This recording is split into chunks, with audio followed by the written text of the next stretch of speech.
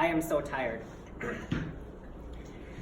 America, I am so tired of your face.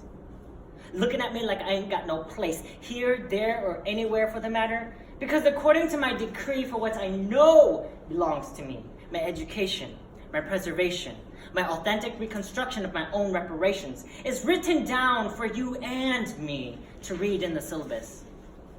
Don't I recall just a few weeks ago this institution billed me for $20,000 of tuition?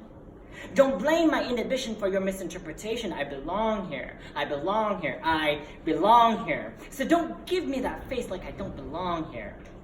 I am so tired of telling my story.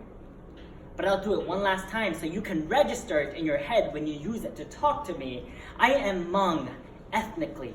We are but without a country. We lived peacefully in the mountainous regions of southern China until China colonized and enslaved us and called it the land of China. So we marched on to seek autonomy in the mountainous regions of Laos. And then the Vietnam War happened. Americans barged in, collected and armed our children, boys ages 12 and up, to fight against communism. And we helped them navigate the jungles of Laos for no pay, no criticism. We marched on only to lose half of our people.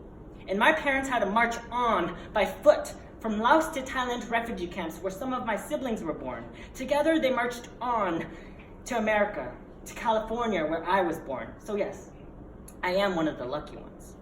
It doesn't change the fact that this country is indebted to the historical trauma I had to inherit, because there's enough scientific evidence to prove that my head is a little messed up from the story you just heard about the responsibilities that your country has still not owned up to. And yet we are sitting at the same table by the bounds of a meritocracy that clearly disadvantaged me. In other words, I have not received my reparations, and I am done listening to what you have to say about my matters. Like the mountains that my ancestors occupied, I will have no interest in bowing down to the wind of your lips. I am so tired of your tongue, twisting the grammar of what a language white people determined the rules of only to disqualify any poetry I got to cite. Because it's in my might that exercises the muscle of my tongue, not your respect, not your defensiveness, and especially not your whiteness. Because whiteness has discolored Picasso's palette of paint, and now Picasso is painting race onto the colors of our skin and making you and me decipher whether one is lighter and the other is darker. And because of that, you and I talk like your tongue is tied with two guns and the Second Amendment is there to protect you. But what about me? I am so tired of picking up the scraps.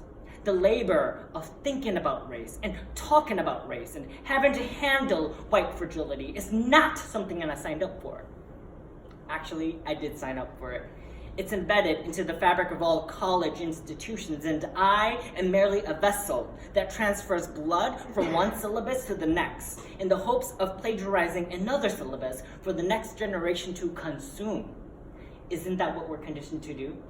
To recycle the feedback loops of dopamine that you're literally perpetuating with the salary that you're getting to sit there and listen to me?